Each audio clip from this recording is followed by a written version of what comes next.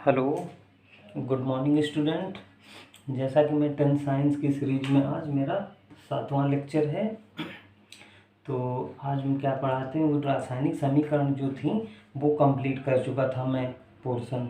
अब मुझे क्या करना है, रासायनिक अभिक्रियाओं के प्रकार। आपको जैसा कि पिछले वाले वीडियो में मैंने इंट्रो दे दिया था कि किस प्रकार की रासायनिक अभिक्रियाएँ हैं, उनके अब प्रकार पढ़ेंगे, कितने प्रकार की होती हैं। ठीक है, जो स्टूडेंट नए हैं वो कृपया अपना बायोलॉजी मेंटर चैनल है यूट्यूब पे, इसको सब्सक्राइब ज़रूर करें। ठीक है, ज़्यादा से ज़्यादा शेयर करें ताकि और भी स्टूडेंट हैं वो इसका बेनिफिट उठा सकें। तो मेरा आज 7वां लेक्चर है। जैसा कि चैप्टर पता ही है आपको, रासायनिक अभिक्रियाएं एवं समीकरण चल रहा है।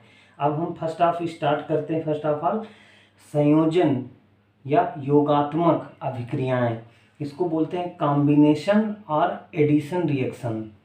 ठीक है, एडिशन रिएक्शंस ये क्या होती हैं, जैसा कि मैं आपको एक तरीके से ही पढ़ा रहा हूँ अपने वे में, तो हम जो भी रिएक्शंस पढ़ेंगे मैं लगभग 50% आपको उसके नेम से ही लर्न करा देंगे। ठीक है स्टूडेंट, जैसा कि इसमें संयोजन बोल रहे हैं या योगात्मक। योगात्मक का आप मतलब जानते हैं, योग का मतलब होता है जुड़ना। ठीक है, इस प्रकार ये वाली जो भी रिएक्शंस होंगी, तो मैं सबसे पहले आपको ये बता दूं कि दो साइड, अभिकारक साइड में दो परमाणु लिए जाएंगे और उत्पाद साइड में एक प्रोडक्ट नया बनेगा। ठीक है, क्योंकि कुछ भी हमारे पास जुड़ने के बाद बन रहा है, तो हम सबसे पहले हम आप लोगों को डिफिनेशन बता देते हैं। वे अभिक्रियाएं जिनमें दो या दो से अधिक पदार्थ संयोग करके केवल एक नया पदार्थ बनाते हैं। ठीक है, क्या बोला, फिर से एक बात देखते हैं। वे अभिक्रियाएं जिनमें दो या दो से अधिक पदार्थ संयोग करके एक नया पदार्थ बनाते हैं।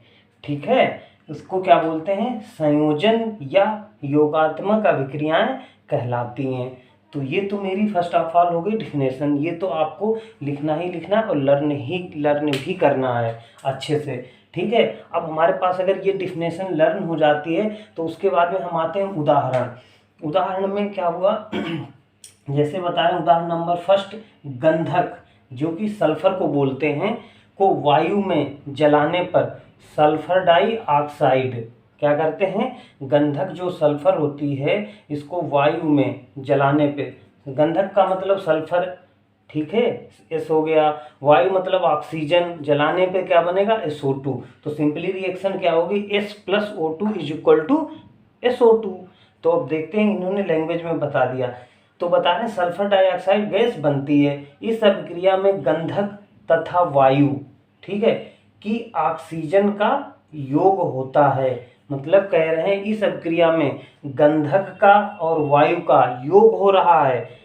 ठीक है, गंधक और वायु की ऑक्सीजन का, ठीक है, योग हो रहा है और नया हमारे पास प्रोडक्ट क्या बन रहा है, सल्फर डाइऑक्साइड गैस। देख लेते हैं, सल्फर एस क्या है, मतलब बीच में, ये आपको अभी बताया था ना पिछले लेक्चर में कि भौतिक अवस्थाएं कितने प्रकार की होती हैं, 4 प्रकार की। S for solid, L for liquid, G for gas और Q मीन्स एक्वस। ठीक है, तो सल्फर है S, ब्रैकेट में लिखा है सॉलिड, इसका मतलब S है, इसका मतलब सॉलिड है। O2 गैस है, इसको ऑक्सीजन, ठीक है। उसके बाद प्रोडक्ट हमारे पास क्या बन रहा है, SO2G, सल्फर डाइऑक्साइड। ओके, इतना समझ में आ गया। तो एक एग्जाम्पल हमारे पास ये, दूसरा मैंने उसको ये हिंदी में इसको डिटेल में नहीं लिखा है, बस एग्जाम्पल लिखा है नीचे। ऐसे आप इक्वेशन को लिखना समझिए, ये हिंदी इसकी ज़्यादा इम्पोर्टेंट नहीं है, ये तो मैंने आपको फर्स्ट एग्जाम्पल था इसलिए विधिवत समझाने की कोशिश की, वरना तो मैं इस समीकरण से ही आपको समझा देंगे। दूसरे में क्या लिया, हाइड्रोजन प्लस ऑक्सीजन। हाइड्रोजन को ऑक्सीजन में जलाते हैं तो हमारे पास क्या बनता है, जल। ठीक है, तो बोलेंगे यहाँ पे हाइड्रोजन को गैस था, ऑक्सीजन ये भी गैस है वायु की, इसको दहन करते हैं, दहन मतलब बर्निंग, जलाने पर हमारे पास 2H2O, L फॉर लिक्विड, जल बनता है।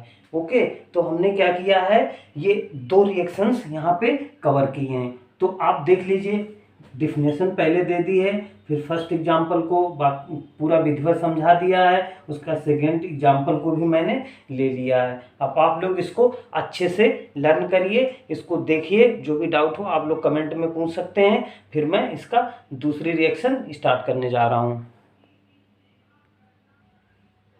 तो जैसा कि मैंने आपको फर्स्ट संयोजन या योगात्मक अभिक्रियाएं कंप्लीट करा दिया है, इसके बाद में हम क्या करते हैं, सेकंड लेते हैं, इसको बोलते हैं विस्थापन या इसको प्रतिस्थापन अभिक्रियाएं बोलते हैं। इसको बोलते हैं डिस्प्लेसमेंट और सब्स्टिट्यूशन रिएक्शन। इसका क्या होता है, सब्स्टिट्यूट लाते हैं हम लोग, ठीक है। सब्स्टिट्यूट मतलब उसी के जैसा होता है, उसी को हम सब्स्टिट्यूट के रूप में ले सकते हैं। तो सबसे पहले हम लोग क्या करते हैं, इसकी डिफिनेशन को देख लेते हैं।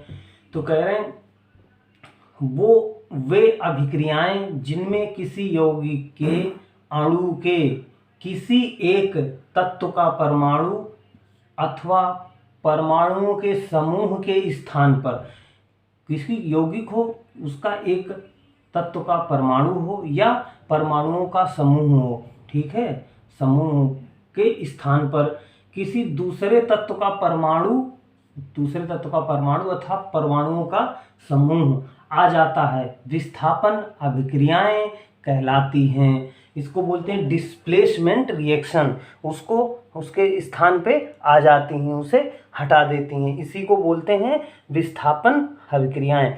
जैसे आप ज़्यादा अंडरस्टैंड करेंगे, उदाहरण से एक एग्जांपल लेते हैं। ये बोले कॉपर सल्फेट के विलेन में लोहे की कीलें डालने पर, कॉपर सल्फेट का सॉल्यूशन ले लीजिए, ठीक है, उसमें आयरन की रॉड डाल दीजिए। बोल रहे हैं निम्नलिखित अभिक्रिया होती है तथा लोहे की कीलों पर कॉपर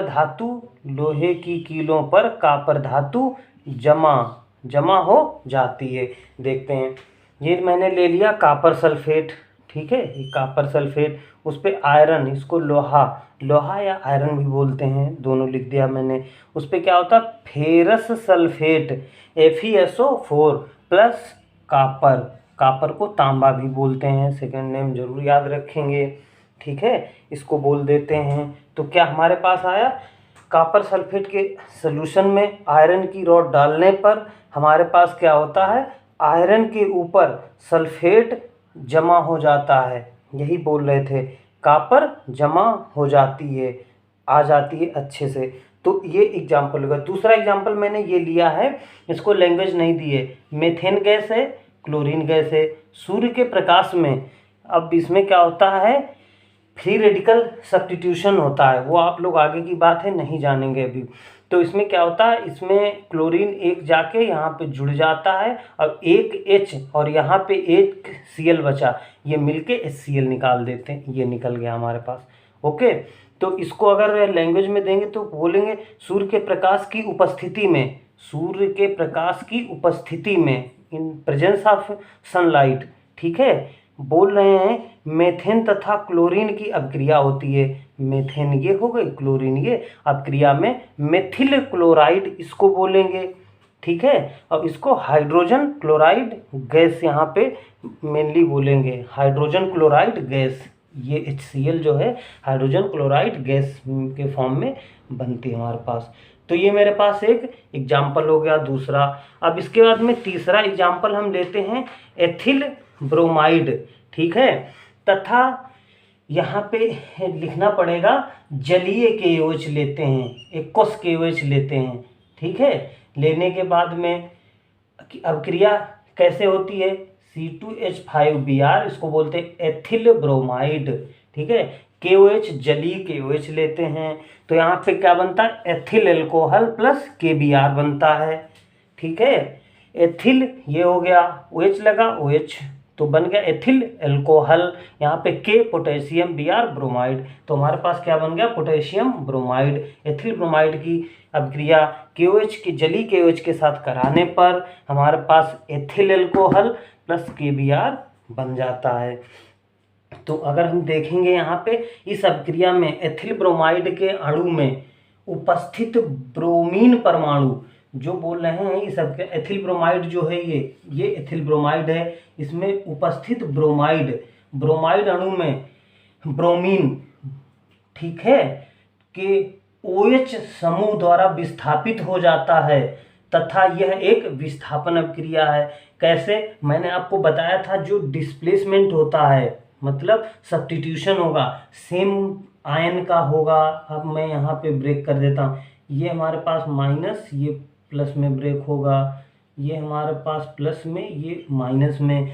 तो बताया था, जैसे कि आप लोगों ने क्रिकेट मैच देखा होगा, तो जब भी कोई केस होता है मैदान में, बॉलर, 3 प्रकार के बॉलर होते हैं, एक बैट्समैन होते हैं, एक ऑलराउंडर होते हैं, ठीक है। अब किसी टीम में कोई भी बीच मैच में इंजर्ड होता है मैच खेलते समय, तो अगर बॉलर इंजर्ड हुआ है तो सब्स्टिट्यूट हमारे पास रहता है। जो 15 की टीम होती है, खेलती तो 11 है प्लेयर्स, लेकिन 15 अंडर 15 के प्लेयर रखे जाते हैं, 4 player extra.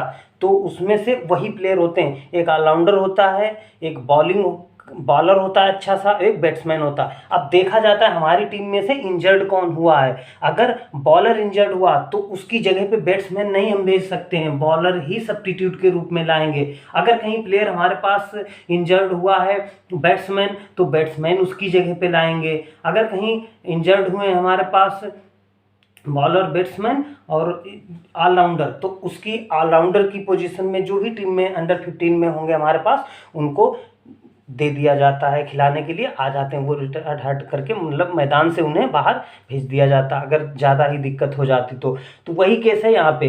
Bromine, ethyl bromide में Br आयन ये माइनस वाला है यहाँ पे, और KOH में OH आयन ये माइनस वाला।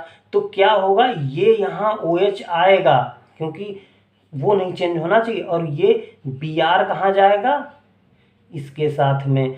इसीलिए देखिए, जब OH आ जाएगा, एथिल ब्रोमाइड था, एथिल एथिल एल्किल एल्किल बनेगा ना, ये C2H5 के साथ में जब OH जुड़ेगा तो C2H5 OH बन जाएगा, और यहाँ पे जब Br जुड़ेगा K के साथ तो यहाँ पे KBr पहुँच जाएगा। इतना समझ में आप लोगों को आ गया। अब इसके बाद में हम एक एग्जाम्पल और आपको बता रहे हैं इसी का।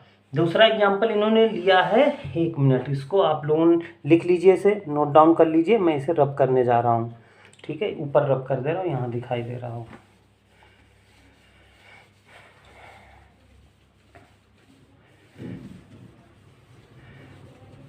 ओके, अब इसमें आते हैं, हम एक एग्जाम्पल और ले रहे हैं,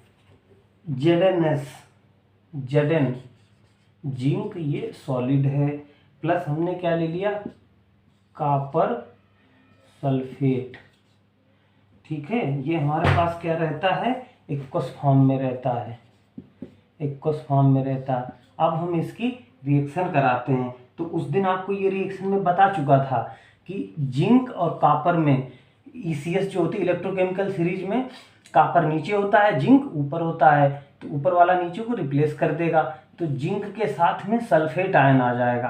तो कैसे बनाएंगे प्रोडक्ट, ZnSO4 प्लस, यहाँ पे क्या आ जाएगा, ये आ जाएगा, कॉपर हमारे पास सोल्यूशन में बच जाएगा। अगर इसकी लैंग्वेज लिखना चाहें तो ऐसे लैंग्वेज दे सकते हैं। इसकी फिजिकल स्टेट लिखेंगे तो ये एक्वस रहेगा, ये सॉलिड आ जाएगा, ठीक है। तो इसकी लैंग्वेज अगर देना चाहो तो आप लोग नोट डाउन कर लीजिए। इसको बोलेंगे जिंक को कॉपर सल्फेट के विलयन में अभिक्रिया कराने पर हमारे पास जिंक सल्फेट प्लस कॉपर मिल जाता है, ठीक है। और दूसरी अगर रिएक्शन देखना चाहें तो एक और देख लेते हैं, Pb, ये हमारे पास इसकी होती है कौन सी, फिजिकल स्टेट सॉलिड। उसके बाद में CuCl2 ये हमारे पास क्या होता है, एक्वस ही होता है, ठीक है। इसको बोलते हैं लेड, आप लोग नाम इसका जानते हैं, लेड, इसको लेड बोलते हैं। इसको बोलते हैं कॉपर क्लोराइड विलेन, क्योंकि एक्वस है ना, कॉपर लिख दे रहा हूँ, कॉपर क्लोराइड, ये हो गया विलेन, ठीक है। ये बिलियन। अब हमारे पास रिएक्शन प्रोडक्ट में क्या बनेगा, ये इसके साथ में ये जुड़ जाएगा जाके, तो क्या प्रोडक्ट बनेगा, PbCl2 प्लस ये निकल गया, हमारे पास क्या बचा, कॉपर। अब अगर इसकी फिजिकल स्टेट लिखेंगे तो इसको सॉलिड कर दीजिए, ये यहाँ पे एक्वस था, ये यहाँ पे एक्वस हो जाएगा। ठीक है, नीचे है बहुत ज़्यादा, थोड़ा आ रहा होगा समझ में आप लोगों को। तो ये हमारे पास एक और रिएक्शन आती है। अगर हम इसमें बात करते हैं जिंक और लेड, ये दोनों रिएक्शन एक साथ ले रहे हैं, जिंक और लेड की बात करें, एक ये रिएक्शन एक ये रिएक्शन, तो बता रहे जिंक और लेड ने कॉपर को उसके यौगिकों से हटा दिया है, कॉपर को उसके यौगिकों से हटा दिया। देखो यहाँ पे भी कॉपर हटा है और यहाँ पे भी कॉपर हटा है, यानी उसको विस्थापित कर दिया है। ठीक है, क्या कर दिया है, विस्थापित कर दिया है। तो इसको क्या बोलते हैं, यह कारण, इसका कारण यह है कि जिंक तथा लेड दोनों ही कॉपर की तुलना में अधिक क्रियाशील धातु हैं। ठीक है, इसलिए इनको रिप्लेस कर दिया है। ठीक है, ये आप लोगों को समझ में आ गया। तो मैंने आज क्या किया है, हम एक्चुअली दो रिएक्शंस, एक संयोजन अभिक्रियाएं थी वो पोर्शन, और दूसरा कौन सा स्टार्ट किया था मैंने, विस्थापन वाली। दो रिएक्शंस को विद एग्जाम्पल के साथ में कवर करा दिया है। सभी बच्चे इसको लर्न कर लेंगे, अच्छे से तैयार कर लेंगे। कल हम जब मिलेंगे अगले लेक्चर में तो आगे की रिएक्शंस स्टार्ट